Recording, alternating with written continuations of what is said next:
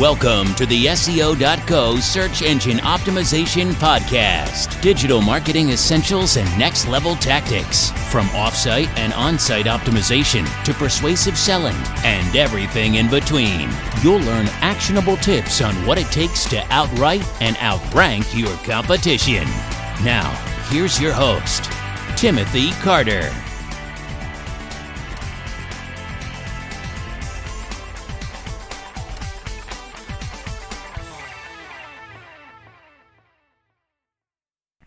Thanks for joining me on the podcast. Today we're going to talk about 7 ways to diversify your content marketing strategy. You know, there are many successful qualities that are necessary for a content marketing strategy to work. You know, your content needs to be thoroughly researched, original, and definitely intended for a specific target audience. But there's one quality that's easy to miss and hard to achieve even when you prioritize it, diversity. And diversity in a content strategy means, including a wide range of topics, different types of posts, and using different types of publication and syndication channels. So the more diverse your campaign is, the more likely it is you'll keep your audience interested and the wider range of people you'll be able to reach.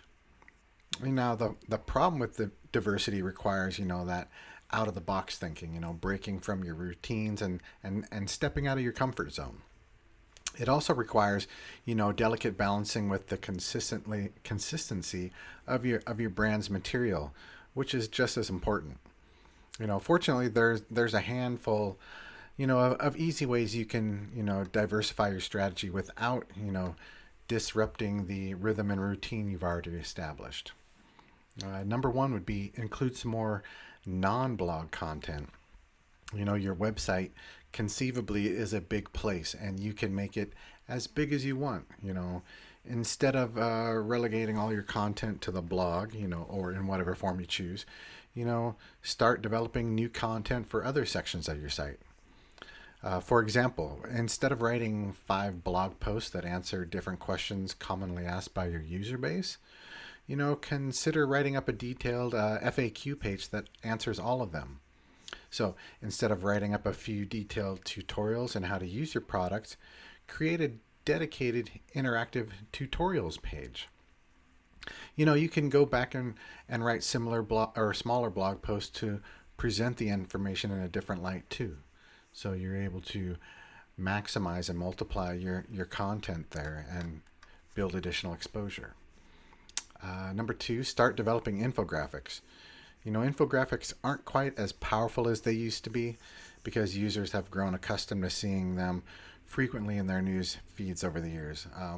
Though there is a way to overcome this and stand out in the crowd though, So infographics haven't, inherently lost their value. Instead, they've just been overproduced by people trying to take advantage of the popularity.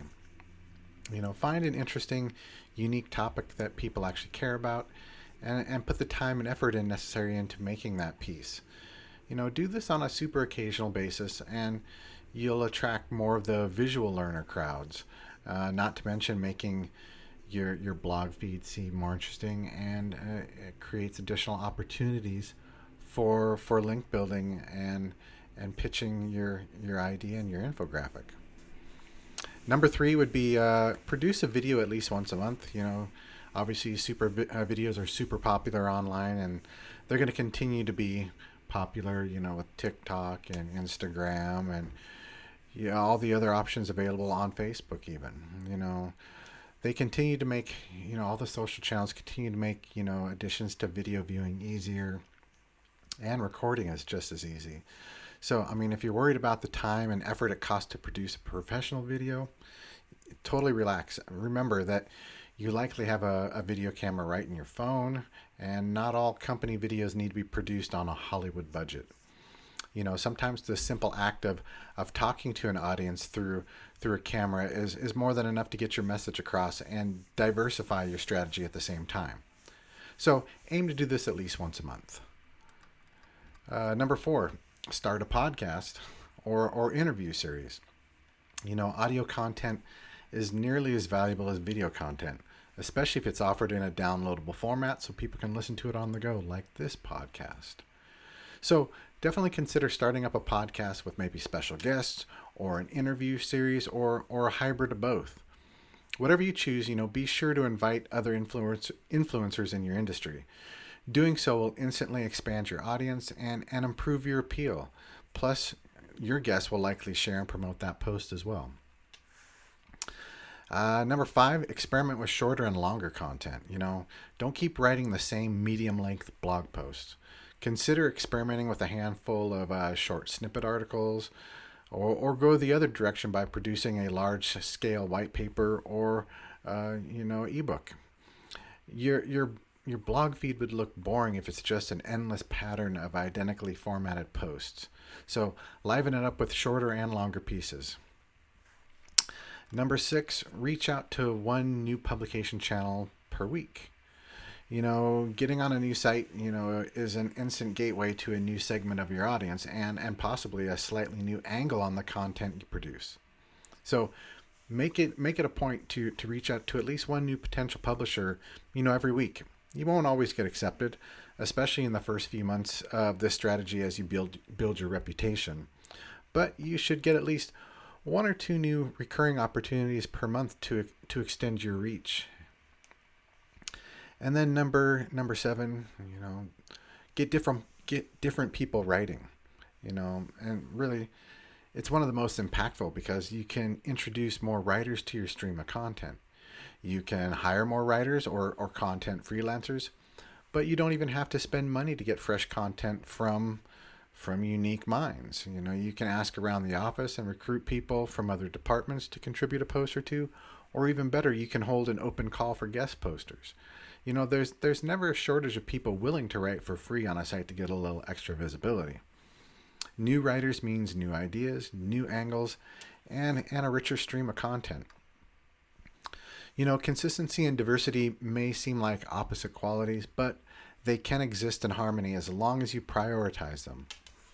While diversifying the type, nature, format, and location of your posts, you can keep your target audience, brand voice, and aesthetics more or less the same, retaining your brand's marketing focus while maximizing the possibility of attracting new readers.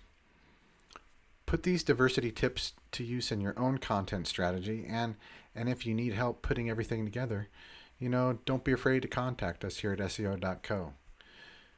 And that's it for today's episode. So if you do need that help, come on over to SEO.co and schedule a time to have a free consultation. You can learn how we can help you scale your ability to outwrite and outrank your competition.